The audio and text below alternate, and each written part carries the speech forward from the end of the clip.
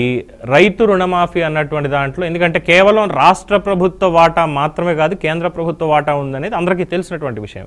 రాష్ట్రం ఎంతలా ఇస్తుంది, కేంద్రం ఎంత దానికి సమర్థిస్తోంది అనేది ఒక పాయింట్. అయితే గత 10 ఏళ్లలో రైతు రుణమాఫీ ఏ విధంగా జరిగిందని మీరు అనుకుంటున్నారు? లేదు ఈ ఏడాది పూర్తి చేసుకోబోతున్నటువంటి ఈ కాంగ్రెస్ పరిపాలనలో రైతు రుణమాఫీ ఎలా జరిగిందని మీరు అనుకుంటున్నారు? ముందుగా మీకు అలాగే బీఆర్కే టీవీ ప్రేక్షకులకి ప్యానెల్ మిత్రులకు నమస్కారం. ఇప్పుడు మనం గత 10 సంవత్సరాల కాలం చూసినట్లయితే బీఆర్ఎస్ హయాంలో ఏవైతే ఇచ్చిన హామీలు, కేసీఆర్ గారు ఇచ్చిన హామీలు కానీ వాళ్ళ వాగ్దానాలు కానీ ఏవి కూడా పూర్తిగా అమలు కాలేదు కాబట్టే మన ప్రభుత్వాన్ని మార్చారు. కేసీఆర్ గారు అనుకున్నది ఏంటంటే మేము అన్ని చేస్తున్నాం, అన్ని రకాల హామీలు మేము అమలు చేస్తున్నాం, తెలంగాణ ప్రజలందరూ కూడా మా వైపు ఉన్నారు అని చెప్పి కలలు కానీ మరి అధికారాన్ని అంధకారంలో నెట్టుకున్నది బీఆర్ఎస్ పార్టీ, కేసీఆర్ గారు. ఎందుకంటే మనం చాలా సార్లు నేను కూడా అనుకున్నా, అంటే తెలంగాణ రాష్ట్రం కొత్తగా వచ్చిన తర్వాత తెలంగాణ బిడ్డలు కానీ తెలంగాణ ప్రజలు అభివృద్ధి చెందుతారు, ముందుకు పోతుంది తెలంగాణ రాష్ట్రం అనుకున్నాం. కానీ ఇది కుటుంబం వరకే పరిమితం అవుతుందని చెప్పి ఎప్పుడు కూడా అనుకోలేదు. కుటుంబంలో ఇన్ని ఉద్యోగాలు వచ్చి మరి మిగతా బిడ్డల్ని 30 లక్షల మంది నిరుద్యోగులు ఇప్పుడు రోడ్డున పడ్డారంటే దీనికి కారణం ఎందుకంటే తెలంగాణ రాష్ట్రం కోరుకునేది దానికోసం, మన బిడ్డలుకి ఉద్యోగాలు వస్తాయని చెప్పి. నీళ్లు పోయినాయి, నిధులు పోయినాయి, అప్పుల కుప్పగా తెలంగాణ రాష్ట్రాన్ని తీర్చిదిద్దింది మరి కేసీఆర్ గారు, బీఆర్ఎస్ పార్టీ, బీఆర్ఎస్ ప్రభుత్వం చెప్పాలంటే. సో అలాంటిది ఇప్పుడు వచ్చిన తర్వాత రేవంత్ రెడ్డి గారు ముఖ్యమంత్రిగా కాకముందు పలుమార్లు పలు మీటింగ్లలో మరి రకరకాల హామీలు ఇచ్చుకుంటూ 6 గ్యారెంటీలు, ఇక నేను వెనక్కి పోదలుచుకోలేదు. ఎందుకంటే బీఆర్ఎస్ హయాంలో చేపట్టిన ఏదైతే ప్రాజెక్టులు కానీ ఇవన్నీ కూడా నేను చెప్పదలుచుకోలేదు. ఎందుకంటే ఇప్పుడు మళ్ళా నెక్స్ట్ మనం ఏం చేయాలనుకునేది చెప్పాలి. తెలంగాణ ప్రజల అభివృద్ధి కోసం కానీ సంక్షేమం కోసం మనం ఏ విధంగా ముందుకు పోతే ఒక కన్సాలిడేటెడ్ గా ఒక మంచి ప్రణాళిక ముందుకు పోతేనే తెలంగాణ అభివృద్ధి చెందుతుంది తప్పితే రాజకీయాలకు అతీతంగా మనం ముందుకు పోవాలి తప్పితే ఎంతసేపు ఉన్న రాజకీయం చేసుకుంటూ పోతా ఉంటే ఇప్పుడు ఎలక్షన్లు అయిపోయినాయి, ఎన్నికలు అయిపోయినాయి, రేపు పొద్దున కావాల్సింది తెలంగాణ అభివృద్ధి, తెలంగాణ రాష్ట్రం అభివృద్ధి, ప్రజల అభివృద్ధి తప్పితే మిగతా మనం కామెంట్ చేసుకోవడం కూడా వేస్ట్ అని నా అభిప్రాయం. సో ఓవరాల్ గా ఏడాది పరిపాలన ఎలా ఉందని మీ కామెంట్?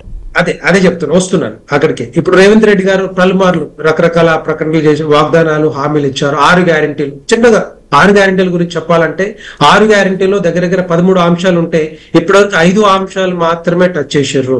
ఇంకా 8 అంశాలు అట్లాగే ఉన్నాయి. ఎక్కడ చూసినా కూడా మేము పూర్తి చేసినాం అని చెప్తున్నారు తప్పితే అక్కడ ఎక్కడ కూడా పూర్తి చేయలేదు. ఇప్పుడు రైతు భరోసా గాని, రైతు కూలీలకు 12,000 రూపాయలు గాని, మహిళలకు ఇచ్చేవి గాని, లేకపోతే మహిళలతో పాటుగా మరి ఈ నిరుద్యోగులకు కూడా పెన్షన్ మన వాళ్ళకి సపోర్ట్ ఇస్తామని చెప్పారు, అవి కూడా లేవు. రకరకాల హామీలు అట్లాగే పెట్టి మేము పూర్తి చేసినాం అంటే ఎక్కడ చేసారు చెప్పండి? బస్సు ప్రయాణం తప్ప ఏదో గ్యాస్ది, తర్వాత ఎలక్ట్రిసిటీ కూడా అందరికి రావట్లేదు. సో అందరికి సొంత ఇల్లు లేవు, మీటర్లు ఉండవు. సో అలాంటి వాళ్ళకి కూడా ఏమీ రావట్లేవు. కానీ వాళ్ళు మాత్రం ఓట్లు మాత్రం వాళ్ళు కూడా వేశారు కాంగ్రెస్ పార్టీ. సో రకరకాల హామీలతో పాటుగా రుణమాఫీ దగ్గర 31,000 రూపాయలు ఖర్చు, 31,000 కోట్లు ఖర్చు అవుతాయని చెప్పి వాళ్ళే చెప్పారు. దాంట్లో 18,000 కోట్లు రిలీజ్ చేసి కొంతమందికి 20 లక్షల మందికి ఇచ్చారు, ఇంకొక 22 లక్షల మంది ఇప్పటికి ఉన్నారు. ఇప్పుడు ఏమంటారు?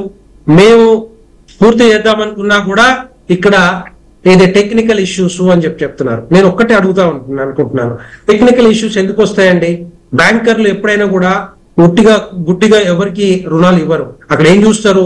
ఆధార్ కార్డు, బ్యాంక్ అకౌంట్, అవసరం వస్తే ఇంకా వేరే ఏమైనా చూస్తారు తప్పితే కనెక్ట్ కాకుండా, దాన్ని లింక్ చేయకుండా ఎక్కడ కూడా రుణం ఇవ్వరు. అదొక్కటి మీరు గుర్తు చేసుకోవాలి. అప్పట్లో ఇచ్చినప్పుడే బ్యాంకర్లు ఇవన్నీ చూసుకొని ఇచ్చినప్పుడు ఇప్పుడు ఎందుకు వస్తున్నాయి టెక్నికల్ ఇష్యూస్? బ్యాంకర్లు చెప్తారా, లేకపోతే రాష్ట్ర ప్రభుత్వం రేవంత్ రెడ్డి గారు చెప్తారా? అది గుర్తుంచుకోవాలి. తెలంగాణ ప్రజలు ఊరికనే గట్టిగా చెప్తే నమ్మరు ఎవరు కూడా ఈ రోజుల్లో.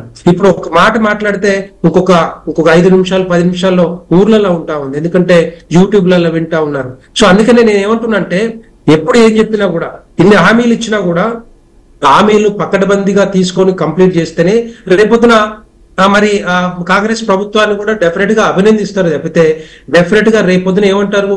మీరు చేతగాట్లేదు, ఆర్థిక వ్యవస్థని బాగుపరచలేకపోతా ఉన్నారు, దగ్గర దగ్గర 7 లక్షల కోట్ల అప్పు ఉన్నాయని మీరే చెప్తా ఉన్నారు, లంకె బిందెలు ఉన్నాయని చెప్పి వచ్చినామని చెప్తా ఉన్నారు. ఇక్కడికి వచ్చిన తర్వాత అంటే అంతకుముందేమో మీకు ప్రణాళిక లేదు, ఎక్సర్సైజ్ చేయకుండా ఇష్టం వచ్చిన హామీలు అలవిగానే హామీలు ఇచ్చుకుంటూ వచ్చారు.